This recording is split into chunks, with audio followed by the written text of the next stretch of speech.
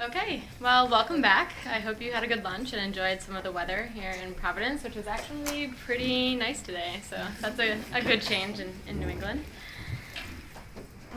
We'll start with our third session. I just want to say that part of breaking the boundaries presented in the last two sessions, those of chronological and geographical nature, a really integral part of that is in fact the employment of method. More specifically, methods within a well-theorized framework. I was going to discuss developing relationships between archaeology and Egypt, Egyptology, and methodology more generally, stemming from my own, how I could say, entanglement with Egyptian archaeology and papyrology. But so many of the talks thus far have already touched on method, and it would be a shame to let go of the threads that are carrying us through the conference already today. One, that of physical landscapes, I will use to introduce our first speaker, and the second, that of method and theory, as both tools for advancing argumentation and outreach, I will use to segue into our second. As Gregory so rightly remarked, our standard toolkit as archaeologists now includes a wide range of techniques. Just within Nigel's talk, we saw 3D photo modeling, we saw archaeometrical analysis on pigments, geoarchaeological work on the nearby Nile Paleo Channel, and Matt Dalton's micromorphological work on floor thin sections, which not only added to the interpretation of the phases of the site, but also can be used as a proxy for local environmental change, something near and dear to my own work. Add to this seriation, radiocarbon dating Joe mentioned, laser scanning and conservation we saw in Betsy's talk, and the geophysics and imaging among others in Gregory's talk. I'm not surprised by this amount of method. The exceptional preservation, among other things, the embarrassment of riches of Egypt, has a way of demanding the need for additional analyses, before and outside the trench. But I would argue that there are more boundaries to be pushed. As Susan pointed out in her intro to the second session, methods could and should also help us to get to what is not monumental, not funerary, and not in the Nile Valley. Although within those, as we will see today, are striking examples of what is possible. To get to our first thread, Ian, if you're still in the room, there you are. You read my mind in the last session and pointed out the theme of relationships with water, relationships in the ancient world, in the contemporary, and as archaeologists. It is here again where methods are crucial to working in diverse landscapes, expanding and complicating our view of the ancient world. As someone myself who's been drawn to what has been considered in the past the fringes, the Eastern Desert, more recently the wetland coastal lagoons of the Mediterranean at large, in the context of climate change and human negotiation, I'm thrilled that we will add to the list of methods with Pierce's talk today on dendrochronology and maritime and underwater archaeology. Our second thread, method, theory, both in terms of argumentation and moving forward in our intellectual journey, but also as a way of making knowledge accessible to other academic audiences as well as the general community. What strikes me, and is exemplified in our second speaker today, is the need to use many tools and methods within a well-theorized framework, a boundary Vilica has pushed and blown past not only her work that I have long admired on mobility, community, and ethnography, but also as well as in digital humanities, demonstrating the ability of various techniques to build narrative as well as be implemented for outreach and boost the accessibility of knowledge. Also the way we publish. Looking towards the next session, I want to point out a few things before I formally introduce our speakers.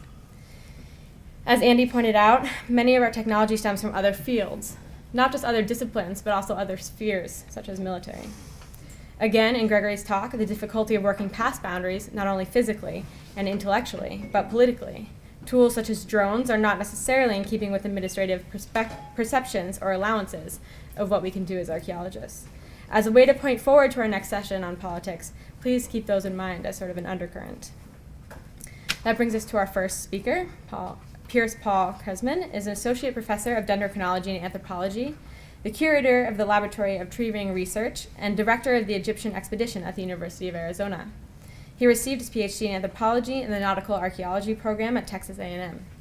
He is actively involved in several initiatives to apply scientific methods to long-standing problems in Egyptology, using new data to improve the resolution of our collective knowledge in areas such as ancient climate change and chronology. His research primarily focuses on understanding ancient human and environmental interactions, especially as it relates to the use and acquisition of natural resources, and to maritime life in Egypt. Forthcoming works include 2 co-edited volumes, Flora, Trade Between Egypt and Africa in Antiquity by Oxbow Books, and Pharaoh's Land and Beyond, Ancient Egypt and Its Neighbors, published by Oxford University Press. Both are expected in print in the first few months of 2017, so keep an eye out. Our second speaker, Willeke Vendrik, got her PhD at Leiden University in the Netherlands and holds the Joan Silsby Chair in African Cultural Archaeology, and is Professor of Egyptian Archaeology and Digital Humanities in the Department of Near Eastern Language and Cultures at the University of California, Los Angeles. She has worked for 30 years in Egypt and currently directs a project in the north of Ethiopia with a focus on the invisible vegetal past, combining archaeology with ethno-archaeological study of the use of organic materials, ancient technology, and communities of practice. She is the faculty director of the Center for Digital Humanities and the director of the Coates Institute of Archaeology at UCLA, as well as the editor-in-chief of the online UCLA Encyclopedia of Egyptology, a worldwide cooperation of Egyptologists, archaeologists, linguists, art historians, geologists, and other disciplines that are involved in research in Egypt. She is also chair of the board of the Institute for Field Research. May we all be so lucky as to have at least a little bit of your energy. Her latest books include The Desert Fayum Reinvestigated in Press, Egyptian Archaeology, Marlene Blackwell, and Archaeology and Apprenticeship, Body, Knowledge, Identity, and Communities of Practice. I also have to mention here the co-edited volume on the archaeology of mobility, Old World and New World nomadicism, which I've read cover to cover several times. So with that, I will introduce us to our next speaker, Piers. Thank you.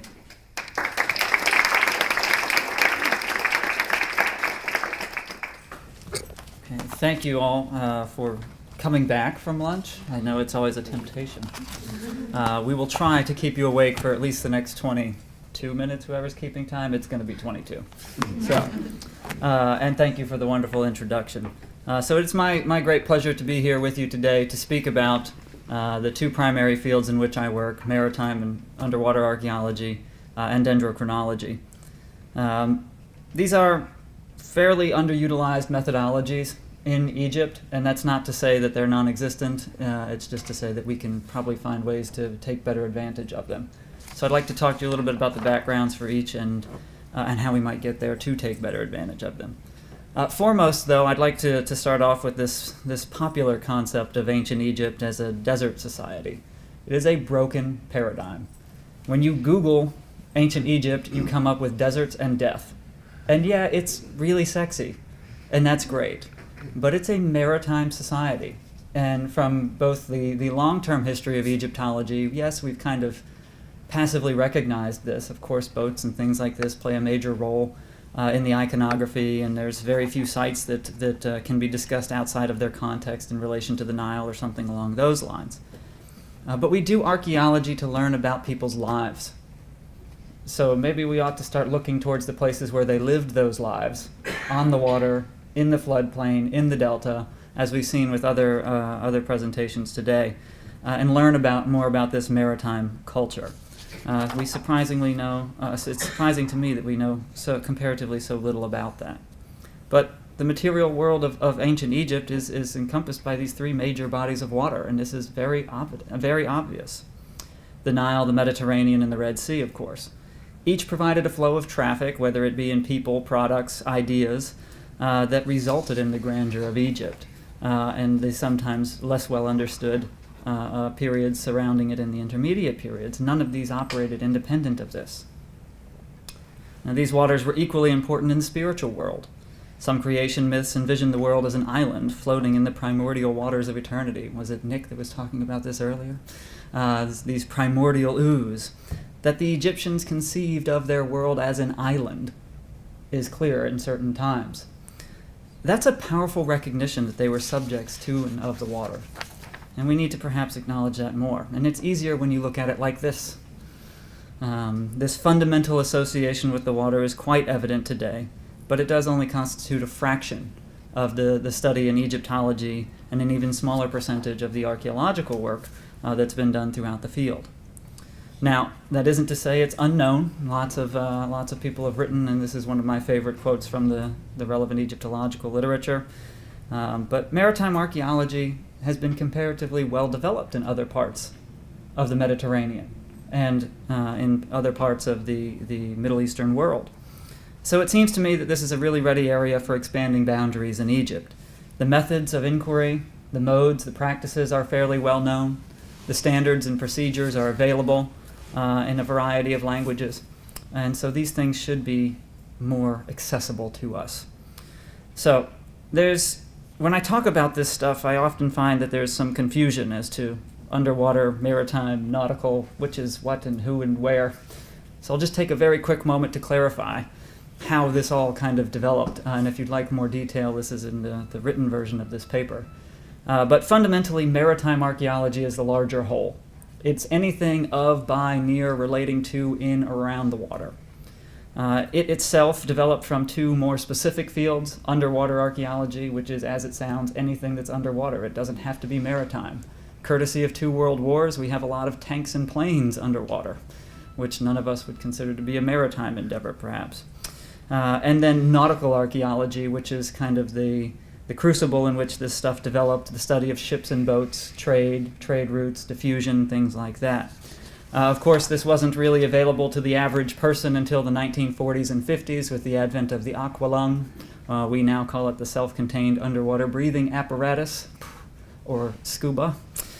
And that allowed people to go underwater for extended periods of time. And specifically, in 1960 was the first time that an archaeologist went underwater to excavate. So this is a very recent advent in archaeology as a whole. So this shouldn't be viewed as a criticism in any way of Egyptology or Egyptian archaeology, but really just to look at the opportunities. And I'm really glad that Greg went earlier because he saved me a lot of time of having to explain what's going on in all these various places. So I will largely skip over this, but this is just something I came up with off the top of my head with a basic map of what's going on that is maritime or underwater in Egypt. The green dots, I don't think anybody working on those projects would themselves consider it to be a maritime project, but there's maritime iconography or something like this related on those sites. And this is not an all-inclusive map unto itself. But historically, I think few of these projects that might otherwise be categorized this way have really been viewed as a maritime endeavor, and now we can start putting these pieces together as the field has developed as a larger whole, and then applying it to Egypt, especially over the past 15 or 20 years. If one was so inclined, they could understand the history of maritime archaeology in Egypt in 3 phases. Basically, this antiquarian phase, a curiosity phase, and then what can probably be considered as a modern scientific phase. I will gloss over all of those and go straight to 1994. So in the 20th century, there are a lot of different projects that were maritime in nature, but it wasn't until the early 1990s when there were these underwater inquiries. People really wanted to start looking at these underwater sites, and this kind of pushed people. It pushed the government of Egypt in 1996 to establish a specific division to tend to these matters, and that was a very important step. Of course, the wonderful history that Gregory provided earlier today about the Red Sea projects, that's really blossomed and helped the field to this part of the field to grow. But I think the watershed event for this, in Egypt at least, is Alexandria University's establishment of a formal graduate program. In 2009, after many years of training, of attempting and working together with a number of international partners, the Alexandria Center for Maritime Archaeology and Underwater Cultural Heritage was established, really through the Herculean efforts of 2 or 3 Egyptian academics and scholars, that this came together, bringing in half a dozen international other programs and universities, has made this a really exceptionally valuable program and a springboard for these kinds of studies. But Egypt needs at least 2 more of these. The entire Department of Underwater Antiquities is based out of one office in Alexandria. By my calculations, there's only about 4,000 other miles of coastline that perhaps might want to be attended to, and it's just impractical to ask one office that far removed from some of these places to tend to it all. It makes it expensive in manpower, in resources, and for other reasons. I'll talk about those momentarily. But that office and this center are really doing some incredible things. They've undertaken an archaeological survey of the Nile underwater. This is just one phase of it that was conducted in Aswan some years ago.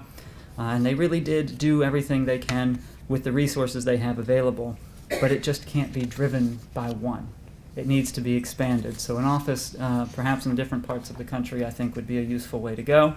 Of course, there are other projects, international programs, that have been doing this either as a series of projects, which seems like is Pierre's interest of late, whether intentionally or otherwise, but having done these very long series of excavations.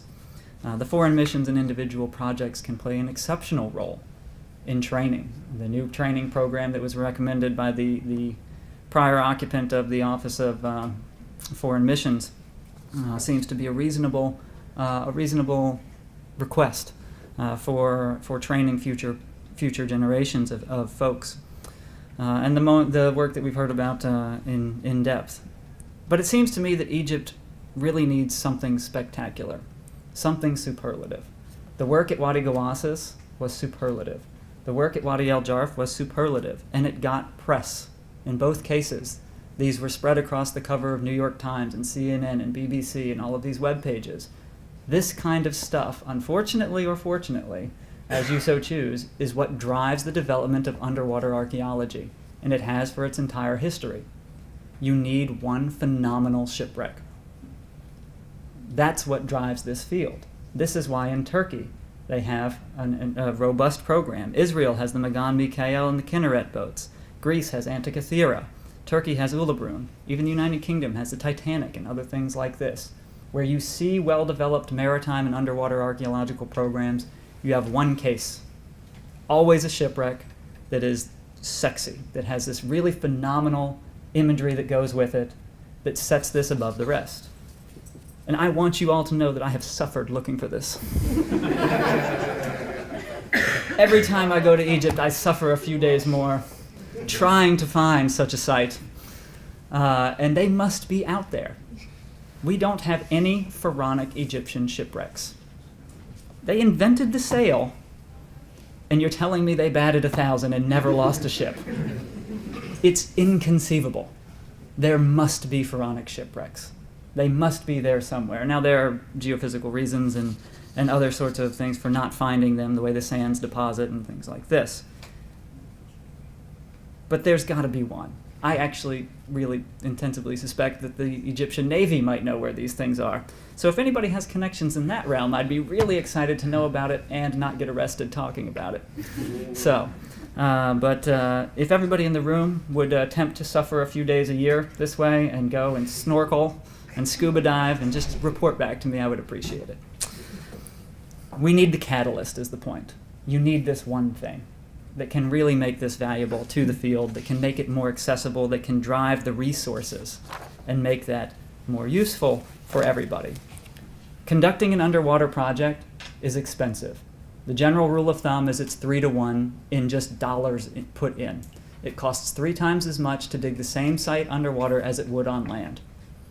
Sometimes, after things have been underwater for thousands of years, it takes more than a decade to conserve them and get them stable before you can study them.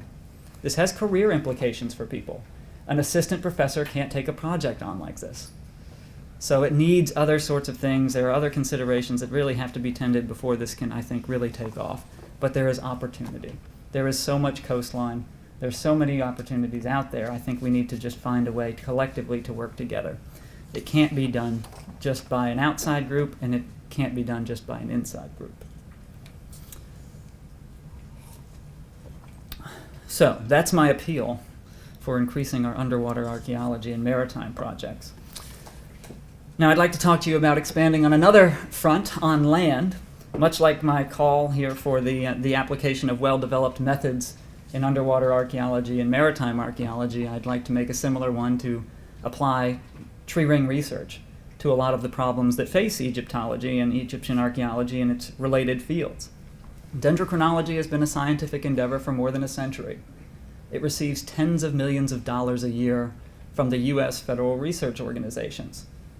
It's been applied to almost every meaningful study of climate change in the last 50 years, and it drives most of them. So this kind of precision that dendrochronology can offer, it gives you precise chronologies. Some of you who know me will have perhaps noticed my conspicuous silence during our discussion of chronology earlier today,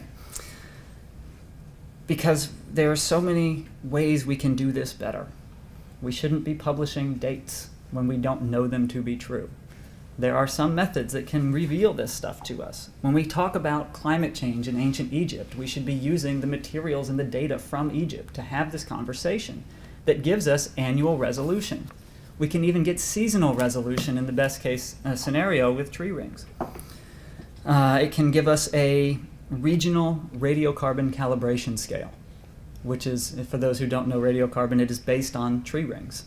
That's how you get, at a very, very basic level, that's how you get your plus or minus factor. And so if we have this sort of material and this sort of chronology built for this part of the world, we can get better radiocarbon dates. This would be an important contribution if we just do it. The growth patterns of many trees, though not all, have been used to create 14 and 15,000 year-long chronologies in parts of the world. And tree ring dating is basically like putting a puzzle together, except you don't know how big the puzzle is, you don't have the picture or any of the edge pieces, and it's probably going to take you a decade or two to do it. That said, it can be done. It takes patience and it takes buy-in from all of the right people to do it. Egypt has the material. From the beginning of complex constructions, earliest monumental building phases, we know that the Egyptians used wood when they were stressed. This beam, I'm going to traumatize everybody in the audience today on a number of occasions. This beam was collected in 1932 from the burial chamber of the Step Pyramid. We know that there is wood in these places, folks. We have a number of samples that came out from the early part of the 20th century that show us this stuff. The early founders, the founder of dendrochronology was in touch with the important folks of development of Egyptology in the early part of the 20th century, and they all wanted to work together to make this thing happen. It just hasn't happened yet. There have been various fits and starts, and some people have collected a little bit here and a little bit there, and there's some floating chronologies and bits and pieces like this, but it can. Dendrochronology is a phenomenally flexible field, and it's inexpensive at its very base. This was developed in the pre-computerization era.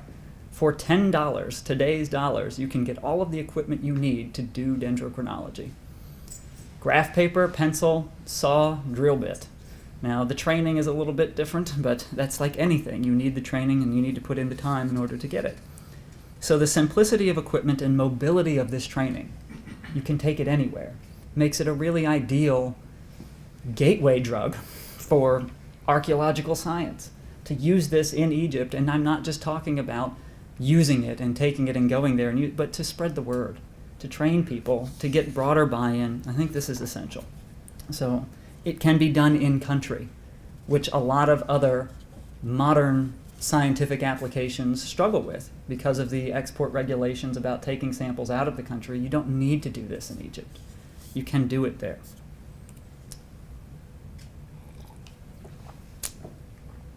Tree rings tell us a lot about chronology. They tell us a lot about the environment. They tell us a lot about human behavior.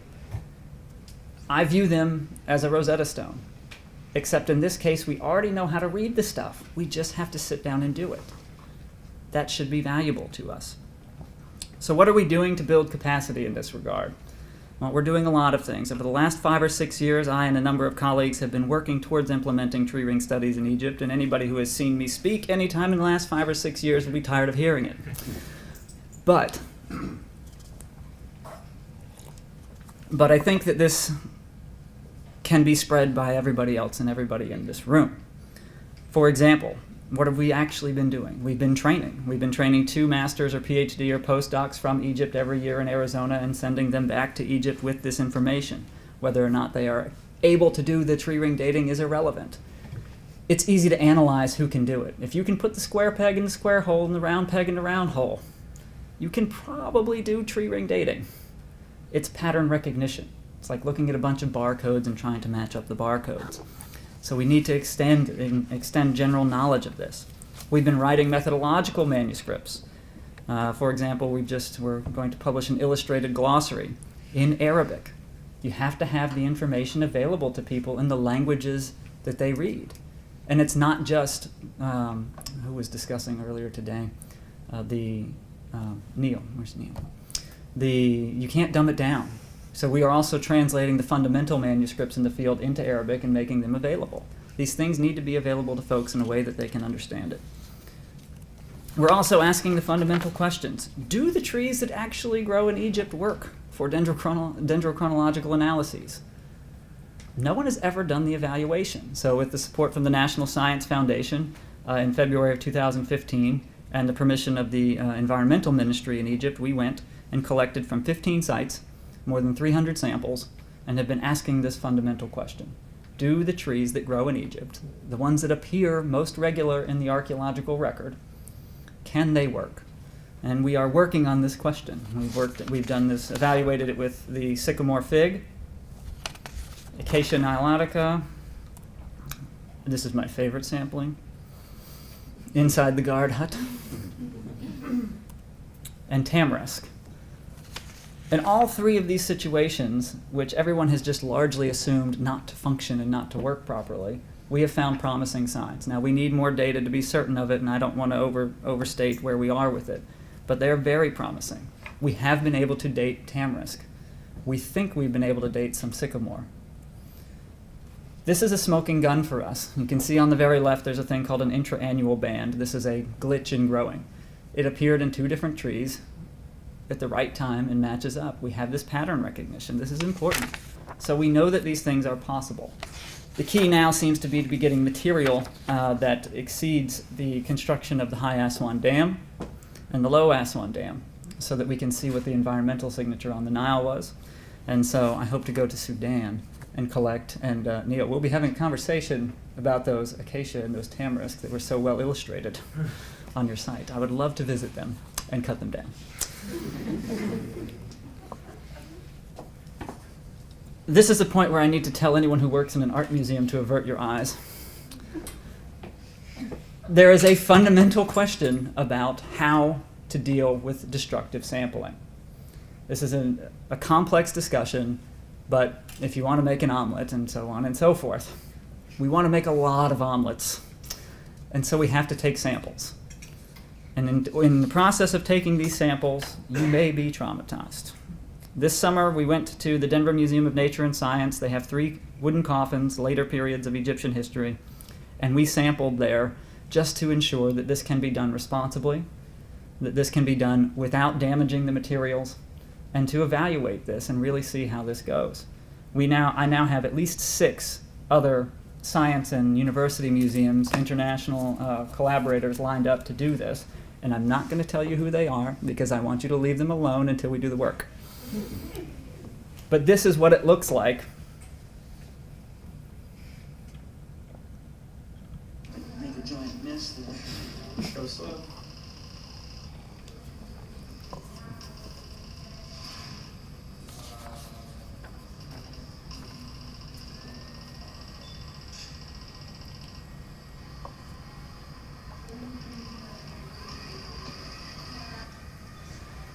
So we monitored for vibrations. We checked to make sure that none of the plaster, none of the other bits and pieces were coming off. And if you do this properly with an experienced hand, you can take these samples without damaging the artifact. Now, do you want to take the sample through the nose of a wooden statue? I might want to. It's unrealistic. That's not what anybody's asking here. You can do it with a lot of other things. So little pieces like this, these are fantastic. Everybody finds these when you excavate and it's a broken tomb or something like this.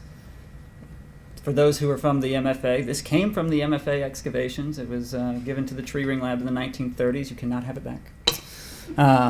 There are things like this that are just all over.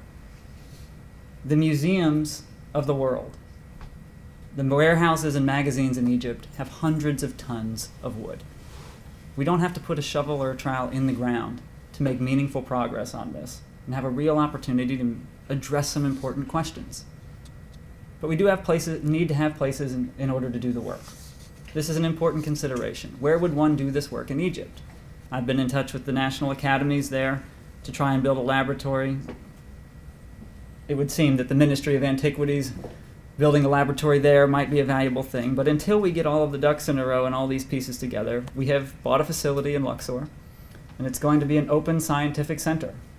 And I'm standing here today saying anybody who wants to do science and try and do new and interesting things, you are welcome to use this. This is an open door. It has or will have, as we get more materials in there, it can accommodate about 10 to 15 people. But it will have microscopes, it will have computers, internet access, and if there's other equipment that you think you need to do the work, let me know and we can try to get it. Almost all of the equipment we need to do these kinds of innovative and interesting research projects can be done with materials that are available in Egypt or legal and easy to import. And I know easy to import in Egypt don't really sound right to people who work there, but it can be. We now have a place to do this work. We now have a training center. And I have a handout with more details about this. Also, acceptable place to have tea in the afternoon. So, if you are interested in this sort of thing, you're welcome to be there and join and to experience this with us. But this is a call. This is a call not just to do and try and do dendrochronology. This is a call not to try and add to the corpus of maritime and nautical archaeological projects. It's to do anything that expands the methodological boundaries, that finds new ground, temporal or otherwise. And if we can help, we will. If this facility would be of use to you, you are welcome to make it so. So in both cases that I have talked about today, at least, the application of dendrochronology and furthering maritime archaeology, we're poised for progress. I think there's a lot to be hopeful about. I think there's a lot of opportunity ahead of us. The methods are known, the techniques are established, there are energetic people working behind these endeavors, and it's largely just a matter of doing it and having the right resources. And by that I mean people and goodwill and collaborators. One step that will be need to be addressed in both cases is the governmental considerations in Egypt. Some of the red tape is oppressive and preventative. And this is in part why you don't have more underwater archaeological projects in Egypt. The paperwork, as Gregory was saying, is really intense. If you have to have a full-time person to just run your papers, how do you then have time and resources and energy to do the rest of the work? But there are a lot of moving parts, but I feel confident that there are ways to put them together and make progress. Thank you.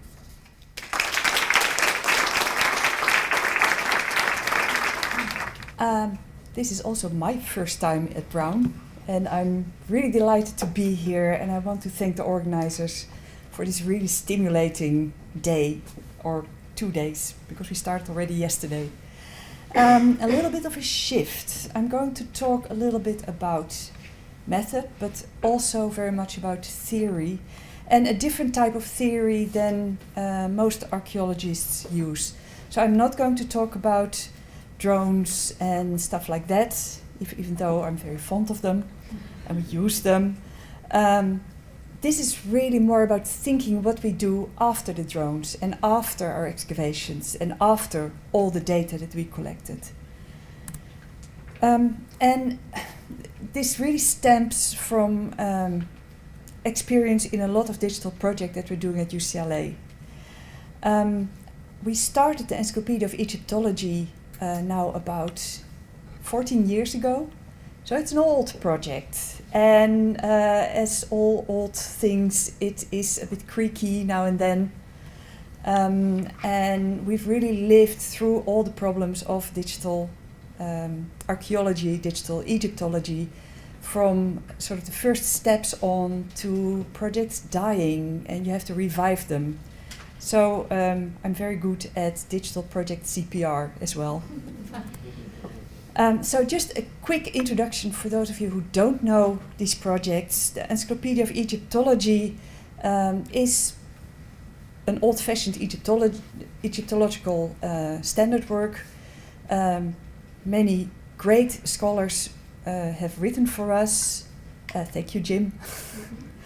And the power of it is not that we have good, well-mediated content online, but that we have different way of accessing that content. And one of those ways is through a time map, where you can select a time period, which then shows you all the places in Egypt where we have some information in one of the articles about this place. So then you can sort of drill down and look at a particular area, and then it gives you the articles or images that reference this particular place. It's a different way of looking at materials, and it's actually, it helps you find new things by combining things geographically. So I've come to surprising realizations when things from certain collections were found in the same place as other very well-known Egyptological things, but we didn't realize that context. And context is key, of course. Ageron, Ancient Egyptian Architecture Online, is a collaboration with the German Archaeological Institute in Cairo. Ulrike Fauerbach is co-PI on this.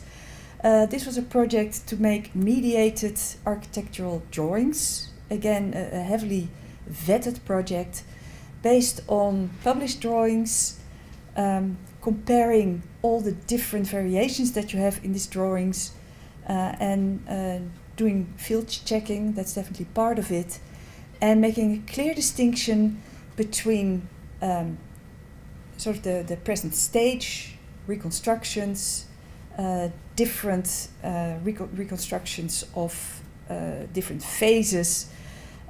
So a very clearly defined way of looking at maps, and all those maps can be downloaded for free, and also the whole CAD file can be downloaded for free. Digital Karnak is a website based on a virtual reality model of the Karnak Temple complex, with the possibility to jump from phase to phase. And I'll show more about this, so I'm now skipping over it. Our latest project is called Immersive Humanities. It started off with the idea that 3D is becoming more and more important. And we are looking at 3D architecture, landscapes, but we also should look at objects, and that's really what this project is about. It started with coffins, because they are about as complicated a 3D object that you can get. They're nested, they have insides, outsides, they're highly decorative. They have text, they have imagery, they have materials. And if you look at a database where you would put all that information in, and this is Karakuni's database, then just filling out one of those sheets takes you about a week, let alone doing the research to get that information. And it's only mildly useful, because how do you find anything?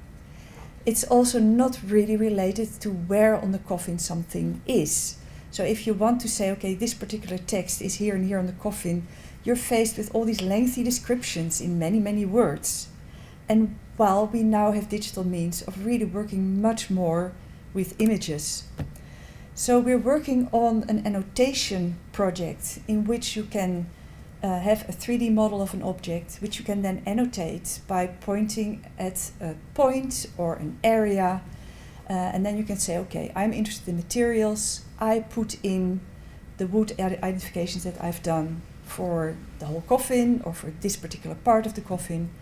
I want to annotate this particular text, and then I can search to all the versions of Spell 42 that occur on a particular place on the coffin, or occur anywhere on the coffin, or I can say, where do I get scarabs in Egyptian blue, or whatever combination of data you might think of. Working with communities of scholars who arrange and give access to add to this information, but also involving the general public, because they have ideas about coffins. And we may at times think that they're pretty crazy ideas. But if we talk about multi-validity, then we also want to grant them access to a resource like this. Maybe we don't want to mix it in our analysis if we try to look at particularly Egyptological questions. It's a very versatile way of presenting objects. And as I said, coffins are chosen because they're about the most complex thing that you can get. But we're also looking at modern art pieces that we link to the archives of the sculptor, or it's really agnostic as far as material is concerned.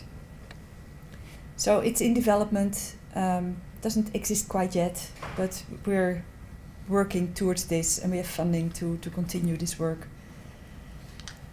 Now, a lot of these projects are based on digital humanities methods and theory. So I want to go a little bit into what is or what are digital humanities. The purpose of digital humanities is to create knowledge and insight through digital means.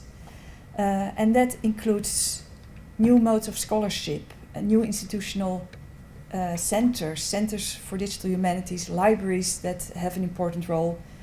It's inherently collaborative.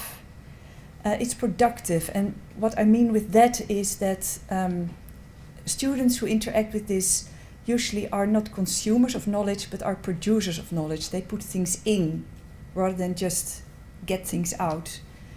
It's transdisciplinary, computationally engaged. You can use it in research and teaching, and really at the contact point between the two, which for undergraduate students is extremely attractive. Publication does no longer have print as the primary resource. It's much broader and you can do much more. And the results are often interactive. The object of study is basically the entire human record. So again, it's agnostic. Now the scope of digital humanities projects is enormous. So you can have enhanced searches and you can limit yourself to text. But then, of course, there's all these other forms of information, photographs, drawings, video. What is really important by these projects is that it's an aggregation of information. So you can join information, and from that you get really new ideas. Spatial analysis, of course, is one example of that. GIS is now widely used in archaeology. And it is part and parcel of this whole movement. Timelines are a big thing. This morning, God, we did so much today. This morning, Emily brought up this, what is it called again? Chronoscope? Chronozoom, thank you. Network analysis, looking at relationships is really important. 3D modeling and animations. What most of these things have in common is that it's a form of visualization. And there we really come into an important point that we all should really keep in mind. We shouldn't be naive in how we use this stuff. If you use GIS, then you have to make choices, because GIS and computers in general don't like ambiguity. They don't like vague things. They don't like uncertainty. So often you have to make choices. And with those choices, you determine already what the outcome is. And if we're not aware of that, we become very bad users of this technology. We really scrap our humanistic values that really value that ambiguity. And we were just discussing all of this morning, the difficulty that we have with chronology, the different difficulties that we have with space, can get really worse if we are too naive in how we use digital tools.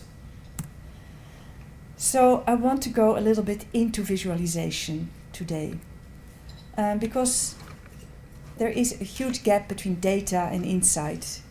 And how do we fill that gap? Well, I made a little visualization for you. So analysis is an important part of that. Analysis leads potentially to information. But then there's another step, which is design. Because if you design that information in a good way, you get an image. And that image and the perception of that image really leads to insights. So there's a number of steps that need to happen before you really can bridge that gap between data and insight. What is really important also is what the purpose is of the visualization. And there's a whole bunch of different purposes, different subjects. Often they are combined, but we can look at space or volume or time. We can look at properties of ceramics, for instance, at quantities, and at relationships. All of these require different types of visualizations. Some of them can do multiple things, but with all of those you really should think about what is it that they bring across, what is it that they are useful for, and in what moments do they really cloud our perception and our insights rather than enhance them. So again, it's very important to be very critical in your use of these wonderful new tools. And that really links closely to the function of visualization. And there are, again, many subject matters and many functions. A visualization can reflect the state of knowledge. How much do we know? What do we know about something? You can use visualization to put forward an argument, which is a very different type of visualization. You can use it as a heuristic device. As I said, the time map in Encyclopedia has really helped me to find new information.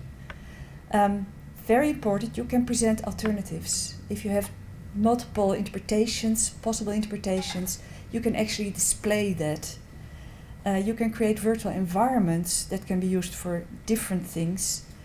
It enables augmented reality. You know those old books from Rome where you have the old monument and then the layover which shows the reconstruction. Well, we can now do that digitally, plus we can do multiple interpretations. It allows different forms of knowledge, more associative knowledge. Things that come up in your head, things that are not a direct line from data to insight, but help you think through something by association. You can experiment virtually, and it can help you with a kind of embodiment, especially 3D modeling of spaces. You can actually place yourself within those spaces and experience that in a very realistic way. And I thought Betsy's model this morning was a perfect example of that. I've never seen the Red Monastery that way. Plus, of course, there are a number of caveats. And there are several types of those. There are digital caveats, content caveats, and representational caveats. The digital ones are, of course, can we preserve these things long term? What we excavate, we destroy. So saving our data is extremely important. It's a great argument to make towards fund givers because medical data usually can be thrown away, but ours really can't. We do things for eternity. So really thinking about how do we preserve digital content, and many libraries are in that business at the moment. And with that go updates in the software. The security of our data is important. So those are just a few problems connected to the fact that it's digital. And they're not in no way small problems, but I'm confident that they will be solved because a lot of people are thinking about this. Then content-wise, there's of course problems with quality control. All the UEE, Encyclopedia of Egyptology articles are peer-reviewed. And there's version control. If you quote something, you have to be able to say, this was the text at this and this moment in time. So you really need to be able to quote things that are more or less stable, even if they continue to develop. And of course, there's the problem of tenure and promotion in an academic setting. Do people consider this real scholarly work or not? Again, we're in a transitional phase. It's very important that especially the more senior scholars just stand for this and say, yes, this is real scholarly work. I have a beautiful story about that, which I won't go into now. It would take too long, but I'll happily tell you my choices in my tenure and promotion case. The most important thing I want to bring to the footlight, though, is representation. Because, as I said, if we use these tools naively, we really run the risk of misrepresenting what we try to do. You can distort information. I already said there's this problem of uncertainty and ambiguity. There's the matter of perspective. What status, gender, age, country, ethnic part do we represent silently or really obviously in the way we represent or visualize information? And apart from misrepresentation, the power, but also the danger of visualizations is that it really burns in your eyes, right? If you see a visual representation, that sort of seems to be the truth. It's very strong that we see something and then believe it. And that has a lot of consequences as well. So just a couple of examples of distortions of information. We all are used to look at the world map this way, but of course this is a distorted world because the Mercator projection, which dates to 1569, displays everything that's near the equator much smaller than the things that are near the poles. So here we have a big Europe and a big North America, a tiny Africa, a giant Antarctica, and of course it has no relation with what the world looks like if you see it as a globe. An alternative projection was presented in 1974, and this represents the land masses as they are supposed to be. This was a real shock, and it has real consequences, because Africa and Europe are now in a very different ratio to each other. And this works really subconscious almost. So these are really dangerous things to interact with. We really shouldn't do that carelessly. America in the middle or Africa in the middle? Is that 2 minutes? Oh, okay. And for instance, this representation of information, so this is a representation of, let me show that, occupied housing units lacking a telephone. So which situation looks the most dire? I think it's the one on the left bottom with this very black sort of outline. Actually, this is all the same information, but just with different cutoffs and different ways of viewing things. So you can use this as a digital tool to convince people, but really not based on firm ground. It's just the way you visualize the same data that makes a huge difference. In the Carnot model, what we try to do is show uncertainty by this sort of slightly through visible reconstruction of the pylon, of the first pylon, which of course was never finished. Now, the big theoretical genius of visual analytics is Edward Tufte, and he has put forward a number of things that are really important in the representation of visual information. It's really important to compare and contrast and look at differences in your visualizations. You can use them to make arguments, for instance, arguments about causality. It's important to have more than 2 variables in each visualization in order to really make a powerful use of graphs. Otherwise, it's much better to just have a list or a table. Ideally, you should integrate words, numbers, images, and diagrams so that it's clear in one view what it is that you're saying. The picture should actually tell you what it's trying to convey. You should, of course, always include your data sources. And again, the most important thing is the quality, relevance, and integrity of the content. His favorite visualization is this. I hope you've all seen this once in your lifetime.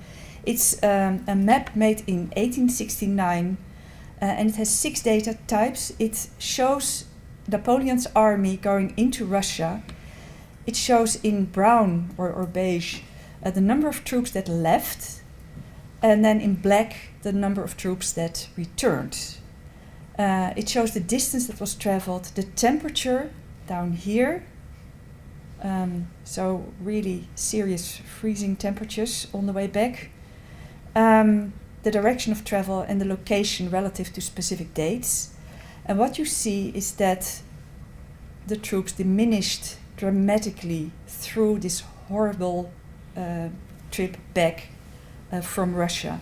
They set out with 680,000 soldiers and 27,000 returned.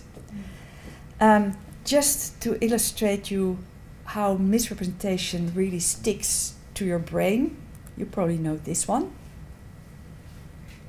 This is the baptism of Pocahontas, or this one, the signing of the Declaration of Independence. This never happened in this form. I mean, it was signed, but not in this way, not with these people in this room. So these are historical reconstructions, but they're taught to children, and you think this is what it looked like, especially because we're so used to photojournalism nowadays. This is a 3D representation of our site in Ethiopia, and you see that it's right at the edge of a river, almost a small canyon. In black you see outlined the area that was destroyed, and in red are 3 trenches. The color is in a way not necessary, because you do see that there's a big difference in height, but the color indicates how much that difference in height is. So it does add information. The Carnac model really tries to incorporate things that we notice, the state of knowledge. So here we have this empty landscape with this temple of the early New Kingdom in there. And what it allows us to do is to place back things like the White Chapel. It allows us to reconstruct colorings. It allows us to place back things that we now find in the open air museum, but then we can see them in their original context and with the original lighting, which gives more of an idea of what it would have looked like. And it can also be used to make an argument. Now, this is the VSIM program. It is a program that is really meant to show digital models, and you can make a narrative. You can have pop-up explanatory texts, or you can have pop-up images that show, for instance, the situation now and the situation in the reconstruction. And again, it depends on what your purpose is of the model, what it would look like. So in this case, I don't mind to have an empty landscape around the temple, even though I know it probably was very crowded. But the only thing I want to show is what do we actually know, and we don't know what was around it. So it's not about recreating the past. It's not at all about that. It's really about what do we know and how do we show that best. I wanted to show you some of the VSIM. I can do that in the break because I've way run out of time, as we all do. But we're also enthusiastic about everything we're doing. So thank you.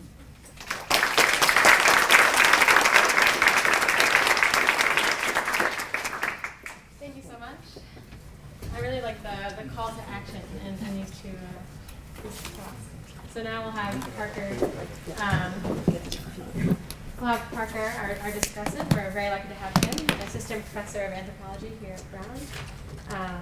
He's an archaeologist whose research focuses on landscapes, politics, and environmental change in the early modern world, particularly in the late pre-Hispanic and early colonial period. I think I will let you sit up and let you take the. Thank you, Parker. Thank you, Sam.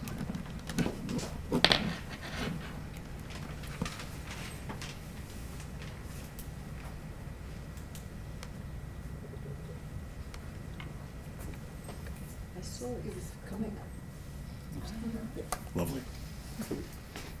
So thank you so much for inviting me to speak today. It's been a pleasure to be a part of this exciting conference. I'm in the process of coming down with a cold and wasn't able to make it this morning, so I'm a bit like the guy who arrived late to the party. So if I'm repeating myself, I'm repeating ideas that were presented earlier, I apologize in advance.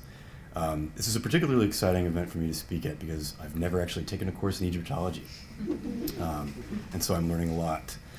So my sincere thanks, particularly to Miriam and Jen for the invitation. As a user of various archaeological gadgets and platforms in my own research, and as a critical consumer of digital data products, I hope I can make a few comments and raise a few questions about the roles that new methodological advances, particularly digital ones, are playing in the archaeology of Egypt and elsewhere. To frame this discussion, I'd like to start with a couple of images from an area of the world that I know a bit better than Egypt, the north coast of Peru. And specifically, a couple of pieces of art produced by Moche craftspeople depicting the so-called revolt of the objects. In a rollout of a Moche vase dating probably sometime between 400 and 600 CE from Peru's north coast region, the artist depicts a scene in which animated forms of Moche artifacts and regalia, including war clubs, spindles, and these metal adornments that scholars typically label back flaps, come to life and attack Moche people. Similar scenes are also depicted in mural paintings at the site of Huaca de la Luna and a number of other ceramic vessels. Scholars including Jeffrey Quilter, Catherine Allen, and Chris Donnan have called their attention to resonances between these scenes and events in the myths and histories of various Native American peoples, recorded in documents including the Huarochirí manuscript of the Central Peruvian Highlands and the Maya Popol Vuh. I should make it clear that these images in no way prefigure romantic and postmodernist critiques of technology, sort of the hermeneutics of suspicion that runs from Marx through the Frankfurt School to Stanley Kubrick, maybe to Bill Caraher as well, who's now advocating for slow archaeology. But I include it here because it provides us with the same simple provocation, namely, how do we keep our tools from becoming our masters? This may seem like a crude question, and I hope I'm not creating a straw man out of our colleagues who are at the forefront of popularizing digital methods for the analysis of archaeological data. After all, I myself am incredibly enthusiastic about the use of geospatial technologies in archaeological research. Yet I do believe that we are now living in an age when the popular imagination and some archaeologists whose public outreach efforts appeal to that imagination treats so-called big data as if it speaks for itself, as the editor of Wired magazine is quoted as saying here. What I appreciate perhaps above all about both papers in this session is that rather than assuming that technology provides its own justification, they show us a way forward that focuses on how some well-established but still changing methodologies can allow Egyptologists to address questions that are fundamental to their field and also subtly transform the web of social relationships that constitute it, bringing new voices and publics into the fold. Pierce Paul and Vilico, I apologize for putting photos of you up on the screen now. In this paper, Pierce Paul Kresman focuses on two families of methodologies, or better put, disciplines with deep histories and proven track records, dendrochronology and maritime archaeology. He's quite honest about the practical challenges that both fields face if they are to become staples of Egyptological scholarship. But he makes a strong case for the transformational effects that they may have on research practice if the scholarly community collaborates to make them a reality.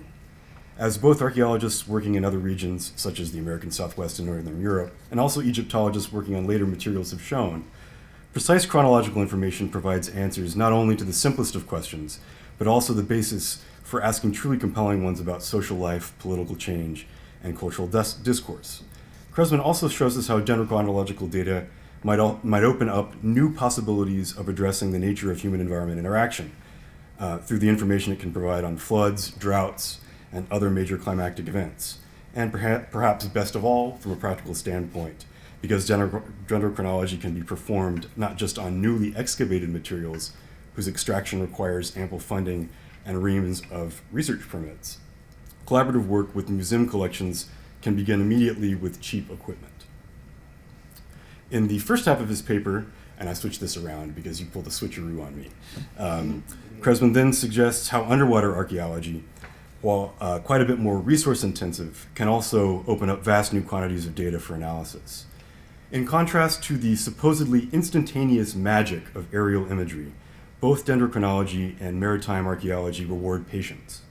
The former requires that we carefully build up archives over the course of decades. The latter is tedious and expensive, but it can radically transform our understanding of social practice in maritime civilizations like those of Egypt and perhaps also Peru. As a bit of an aside here, I should say that I truly appreciate this focus on painstakingly refining chronology. In his highly influential 2004 book, The Political Landscape, archaeologist Adam T. Smith argued that archaeologists' critical analysis of the production of space and social life had been hampered by our overwhelming focus on chronology and social evolution.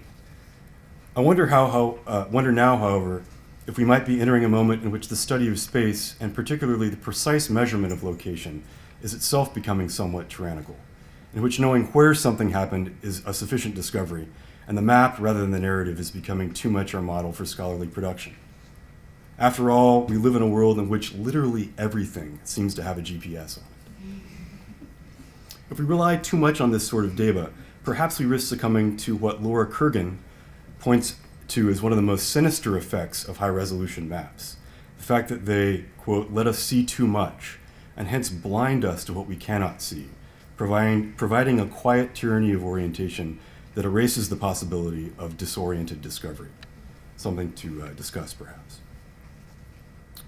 In her presentation, Willeke Vendrik advocates for deeper engagement on the part of Egyptologists in the digital humanities, demonstrating through examples from the Digital Karnak Project and the UCLA Encyclopedia of Egyptology, as well as a couple of other projects, how critical data visualization can transform the nature of Egyptology as a field of knowledge and practice, incorporating new actors and institutions.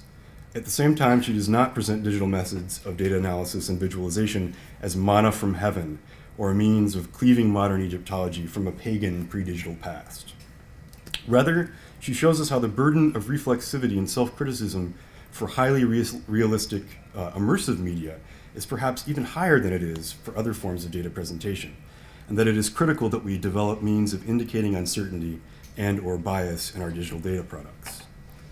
Among our colleagues in text-focused disciplines, indeed, perhaps among Egyptologists whose work is primarily focused on text and visual culture, I'm not sure about this, not being an Egyptologist, there's been a great deal of skepticism of the digital humanities.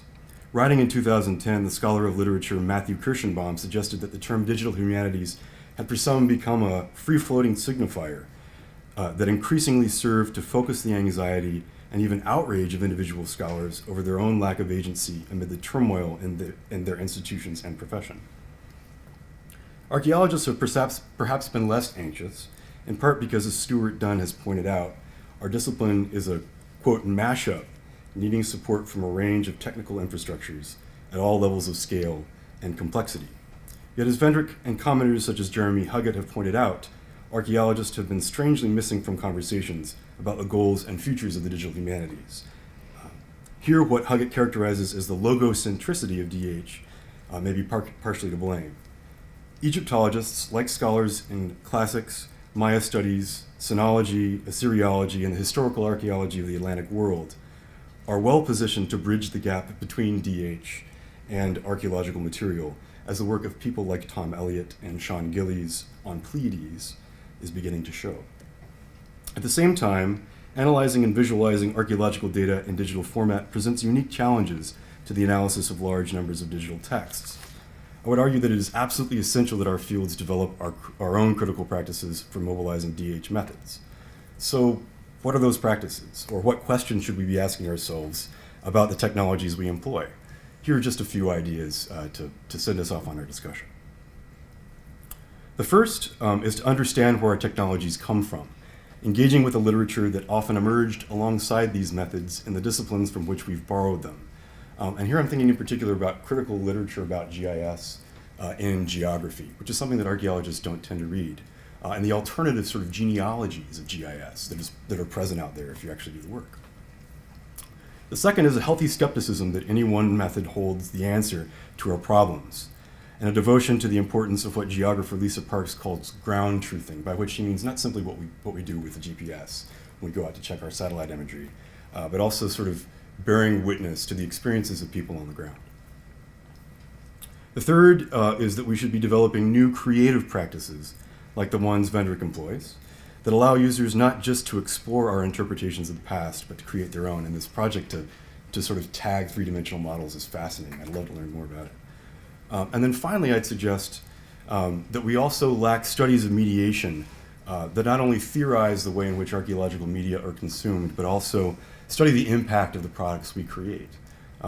We put a lot of emphasis in our grant proposals onto the transformative effects of employing new types of digital media, but what do people actually think of them? And how is Egyptology as a field not just produced within the Ivy Tower, but consumed beyond it, affected by digital implementation? So those are just a few ideas that I hope will get us started with a nice discussion. Thank you once again for having me, and I look forward to talking later.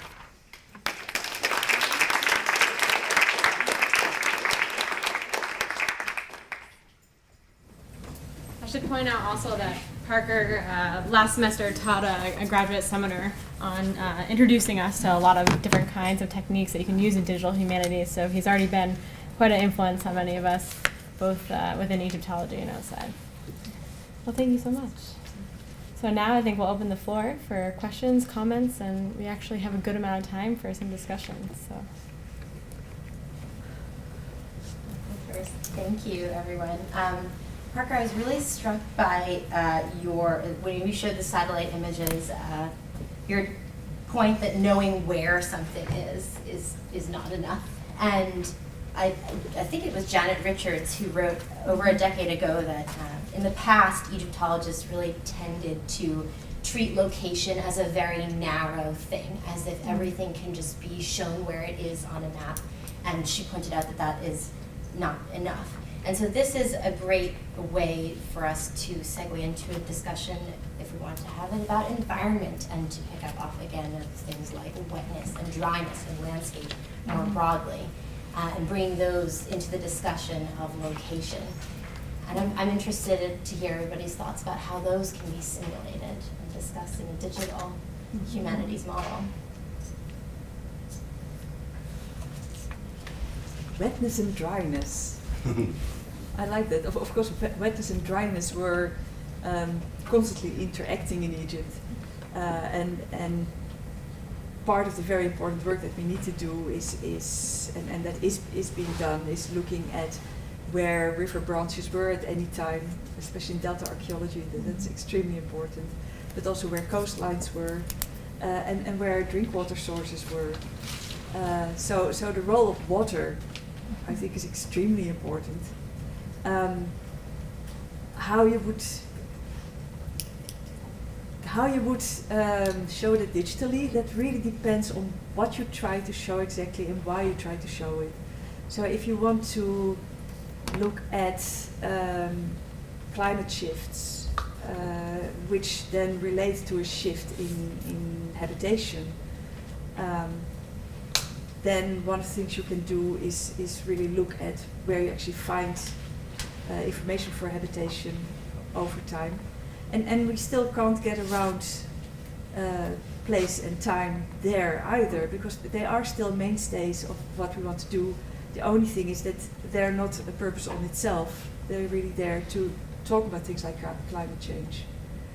The work we've done in Fayoum, and that's about to come out, is we looked at the stratified sites, but we also looked at everything around it. And it really appears that the Epipaleolithic and the Neolithic in Fayoum that show a gap, and that was always theorized to have been because of climate change and because of different peoples coming in, of course, actually has much more in common with each other than that they're different. Basically what people do is they are at the lakeside edge, they fish mostly, and then they gather some wild grasses. In the Neolithic, they sit at the lakeside, they fish, and they grow some grain. But the emphasis is really not on the domesticates, it's our emphasis. Mm-hmm. So looking at the distribution of hearths in that desert landscape made us realize that the stratified sites is basically the same as what are called the surface sites, except that they're just more concentrated and stacked.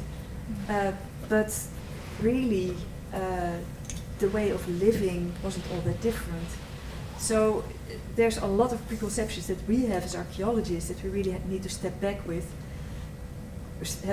from, and it's really important to always look at the data. So start there, and then start theorizing. I could add to this because I think this is really interesting. One of the things that I was thinking about in your talk, Philika, is the intense focus on the visual, right? And one of the things we're constantly dealing with in digital humanities is the tyranny of the visual. And what are the opportunities to bring in the olfactory, bring in the oral, bring in the tactile, right? And whatever happened to haptics, right? And is that a way to then address this question of climate? Like, do we get the winds coming through the Temple of Karnak, and we hear them, we feel them? So I'm wondering whether you see a potential future where we move beyond just the visual. And I also had a really quick question for you, Piers. You mentioned that Egyptology needs this shipwreck, and I'm wondering why the discoveries in the Alexandria Harbor haven't actually done what you want to have happen. So what really seems to drive it in every case where it's taken off and there are rigorous programs and things is one really superlative case that gets people excited and inspired, and it draws resources, and it draws smart, hardworking people and all these other things to grow it. There are 47 shipwrecks in the Alexandria Harbor, and one of them actually has a radiocarbon date of about 1200 BC, and it's not been published. I saw this in a PowerPoint slide, and I mean, that could be it. It really could be. But I mean, you need more information about it, and I mean, the folks that are doing it are taking their time and trying to do them right and going slowly, but it could be there already. It's just not out there. The lore of Cleopatra's city, It's not pharaonic, right? I mean, it's not the same thing. That's a classics discussion that it doesn't always carry over into Egyptology. I'm not saying that it shouldn't. I'm saying that tends to be how it goes. Look, I loved your comment about Project CPR. I can sympathize, having done a bit of digital mouth-to-mouth resuscitation of my own. I wanted to ask you about digital Karnak, though. And when you look at those models and you see that the outlines of the pylons and pillars and things are fairly basic, and I wondered if the two sides of that argument are, if money were no object, would you now texture them and make them photorealistic and beautiful, or do you consciously keep them looking very basic, and some might even say a little bit more on the primitive side, because it's about the phasing and it's not about trying to do a sort of World of Warcraft realization type of system? Are you constrained by the resources, or is this a conscious decision? No, this is a conscious decision. We actually made a model of Karanis, which is even more basic, which just has walls at sort of a generalized height of 150, because we don't know the actual wall height. But again, it's a way to understand phasing better. I've seen digital models with waving grass and hippopotami sort of burrowing. And the problem is, if you present things that way, people expect different things. So I think your visual language should really closely match to what you're trying to do with that model. And there might be a reason to make a very photorealistic temple model where you actually play with the lighting, reconstruct all the whole decoration in color, which we also didn't do.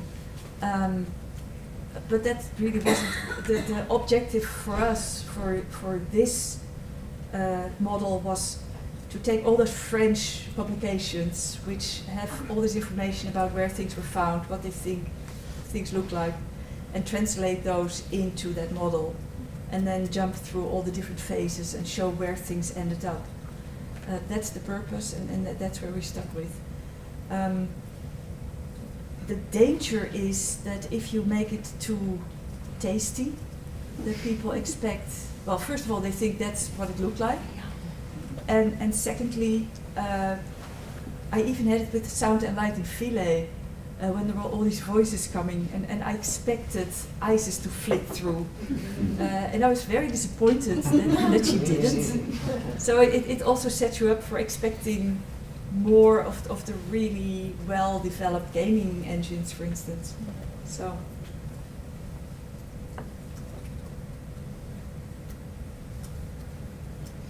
I think that's quite interesting. Also, is that the final intent sort of drives your choices. For ones that I've worked on, the intent was the photo model to be used as an interpretive tool for the field archaeologists themselves, and then secondly, as a way to present the information. And so for that, it was kept as what you saw in the dirt was what was in the model, kind of thing. Yeah. Super transparent. But there was a lot of conversation and sort of discussion and bickering a little bit between what then should the one for publication look like. So do you feel the need to narrate that sort of thought process, that decision making alongside the model, or? Absolutely, yeah, that's vital. Because with the model goes this whole thinking through with every step, because you make so many decisions when you make a model. So those decisions should be made explicit, but also the decisions why a certain height, or why a certain color, or why a certain outline. So part of a publication that goes with a model is accountability for all those steps and all those decisions.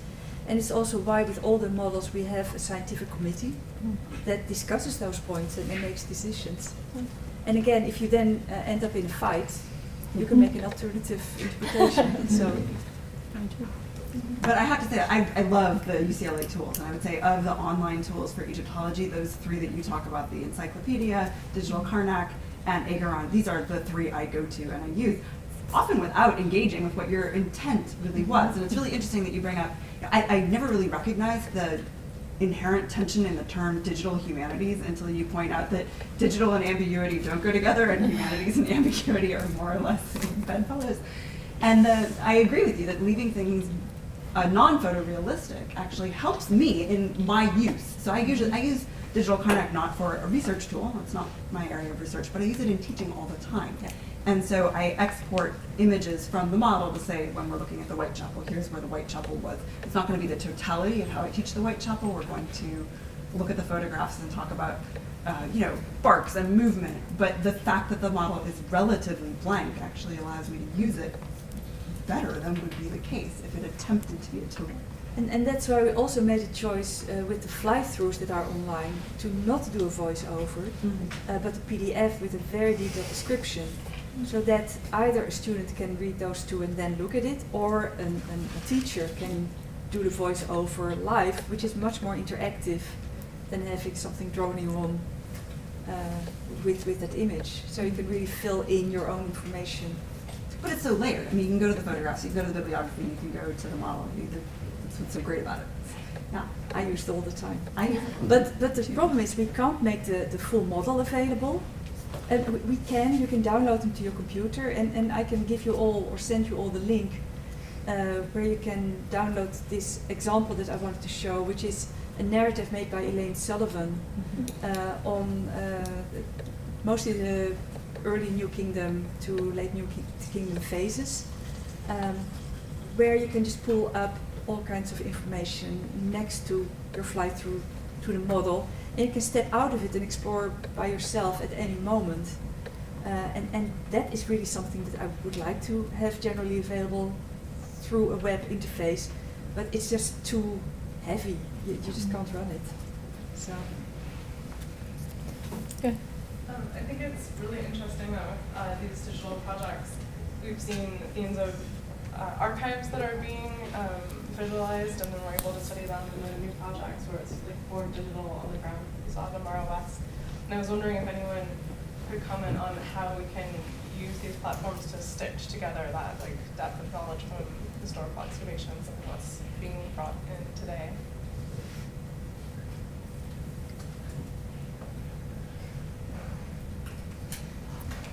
didn't quite hear. Oh, I'm interested in how digital platforms can help stitch together historical knowledge that's been excavated, say, 100 years ago and is being newly digitized, and then information that's being born digital in current excavations. I can comment on that. I think there is actually the tools to do that using semantic web and linked data. Scalar software. is there's a new program called Scalar that's doing this allowing for a lot of that. But I don't think it's been deployed for any projects I know, because I think a lot of archaeologists have difficulties dealing with the software terminologies, but it's actually when someone does it, and then you can say, I want to do something similar or something slightly different. We've actually wondered at Amara West whether we shouldn't publish a book at the end of the excavations, but we should actually publish a 3D model that's annotated, or the database is linked in 3D space, and so people can read a narrative, whether it's a PDF or a website, but can also go and explore the spaces and look for, say, certain types of artifact and where it's found. But that's the kind of thing you have to find funding for. It's a kind of scary amount of money that's needed for that kind of thing. And then Betsy. Neil, your point actually raises what I think is an interesting question, which is, somebody else did it, I didn't know how to do it, and I'm going to use what somebody else does. And one of my questions is how much we are repeating each other's work in developing platforms like this. And so Digital Karnak and Giza or whatnot, many of us are independently writing field paperless recording systems. Is there a need or interest in working together to develop platforms that many of us can use at different sites or more broadly, so that we're not replicating one another's work? Is that a reasonable goal or totally pie in the sky? Well, I think within archaeology there's definitely movements. SAA has just started a committee on this. There are several people who look into repositories. There's TDAR at ASU. There's Open Context by Eric Kansa. The Codes and Press is starting, or has started, with publishing smaller books with a lot of online information, which will include databases and GIS, but purposely linked to a publication, because that's the moment when you really chew through your data and clean up your data, because it's a lot of work to prepare data for publication. It's as if you're writing another book. So it is a lot of work. But Neil, this immersive humanities idea is exactly to get at that, to have a model and link out to all kinds of information that is available online, and also search that information and bring that back into multiple models. So it's something we are working towards. Of course, we're not there yet. But I would love to talk more and see if we can come to something. And if we can join efforts that are happening at SAA with the IEA. I was really struck last year about how many digital projects there are. And there was this whole session on digital Egyptology, which was great. There's a lot of thinking going into this. There's a lot happening. True. I think picking up on Laura's point, I don't know what the environment is like in the States at the moment, but in the UK, funding bodies are increasingly asking for demonstration that you're going to be using tools that have been developed by other people. Mm-hmm. So rather than reinventing the wheel. And I think this is where our open source software comes in. So there's a number of digital humanities products that are coming to fruition where they'll provide you with a set of tools, but you'll need to add another tool for your project, and then that tool becomes available for other projects thereafter. But again, there's not enough concrete examples of them in Egyptology, at least, for us to kind of question, critique, and build upon. But one thing that it strikes me that would be really useful for building these tools that others can use is for particularly our Egyptian colleagues who don't have access to the same kinds of funding that we do. And for systematic recording of excavations done by the MSA, for instance, having access to a universal digital database type, empty, right? Not populated with data, but with a systematic and universal form might actually be really useful.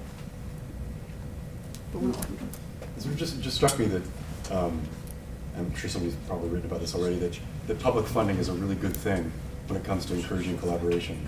And one of the new players in digital projects is crowdfunded or research funded by private foundations. where there isn't the same shared mission to ask people to share code, and maybe it facilitates the types of relationships. Or we should all be backing public funding opportunities because of their growing interest in fostering collaboration. And to piggyback on that, many of us use ArcGIS, very proprietary Esri software, rather than available, really good open source GIS software, and that is excluding many of our colleagues in the Middle East and elsewhere because they can't pay to have licenses to Esri software. So keep that in mind as you're developing your GIS parameters. That's a very good point. Betsy, did you have? Okay. There we go. I'd like to make a further comment on this fascinating notion of Egypt as a maritime society. Because, we don't have a pharaonic shipwreck, unfortunately, and that's a problem, but in the future, in theory, we should be able to find one. There's also plenty of evidence already for the maritime nature of ancient Egypt. If we think that among the earliest representations of pre-dynastic art include boats, the two main words for traveling north and south in Egypt are based on sailing the Nile. We have two of the major works of literature based on seafaring, Shipwrecked Sailor and The Tale of Wenamun. We have sailors listed as a social category in the Satire on the Trades. There's already a lot of evidence which has just never been considered comprehensively to discover the maritime nature of ancient Egypt, and I think also a shipwreck would be extremely helpful, would be a catalyst, but there's also a change of mentality that is needed in approaching ancient Egypt. We just think of ancient Egypt as Nile and desert and forget about the two other ways of traveling to other countries, so the Red Sea and the Mediterranean. No, it's the high-profile projects that drive that, right? I mean, it's, Peter, how many times have you and Pierre, how many email requests did you guys get for interviews when the oldest papyrus ever discovered? It's things like this that do drive people. Yeah, it's just, but it just, that's what drives it. But you're right, there is no centralized resource. There's no maritime history of Egypt. The closest we get is probably Shelley Waxman's study of late Bronze Age seafaring, but that's the closest we can get. We never had a comprehensive study of seafaring in ancient Egypt, just exclusively dedicated to ancient Egypt. I'll give you a horribly shameless plug. We will have that book inside of 12 months through Oxford University Press called The Maritime History and Archaeology of Ancient Egypt. Yeah, I'm looking forward to that. I said it up front. I should only mention that for the Red Sea, we actually talking about quite ancient boats. Yeah.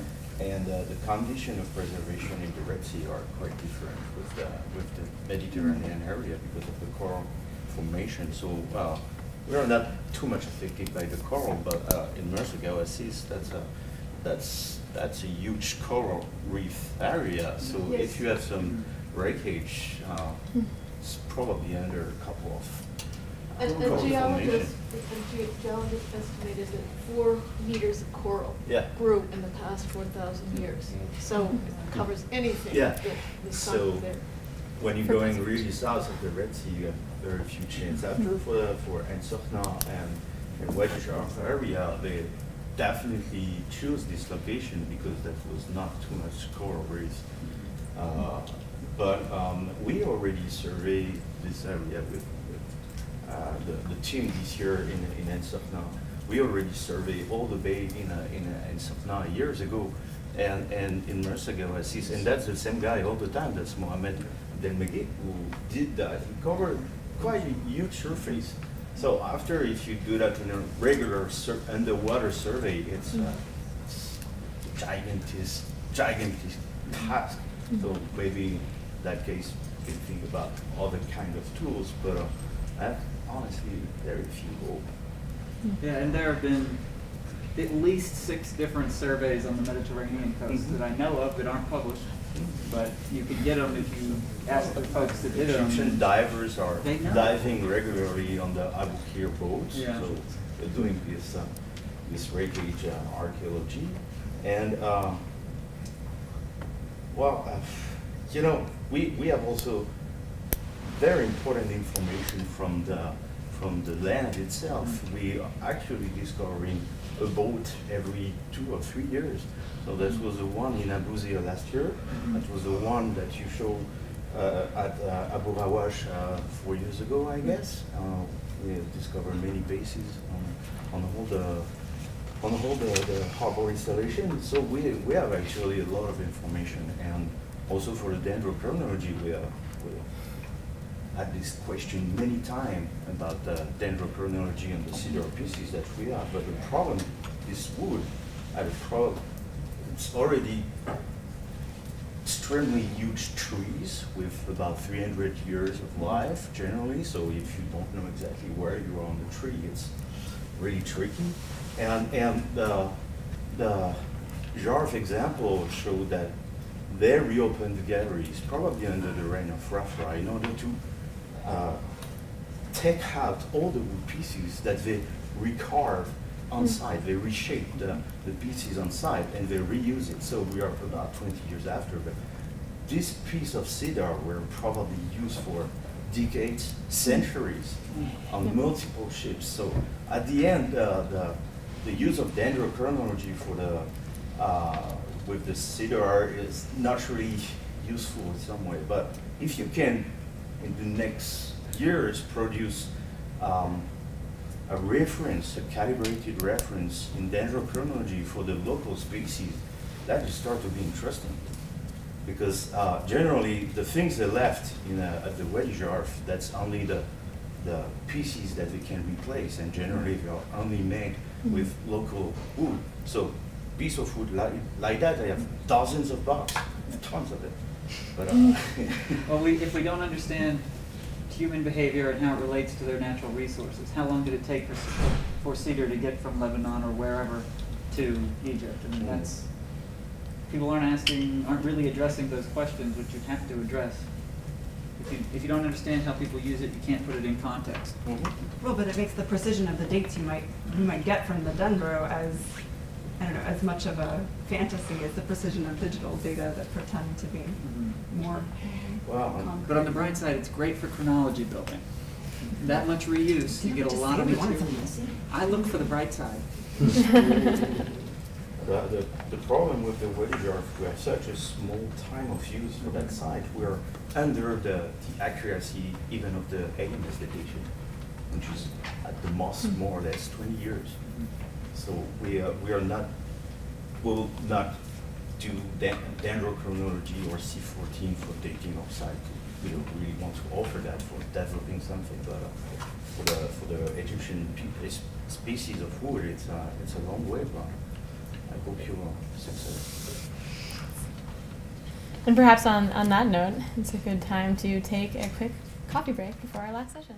Thank you very much.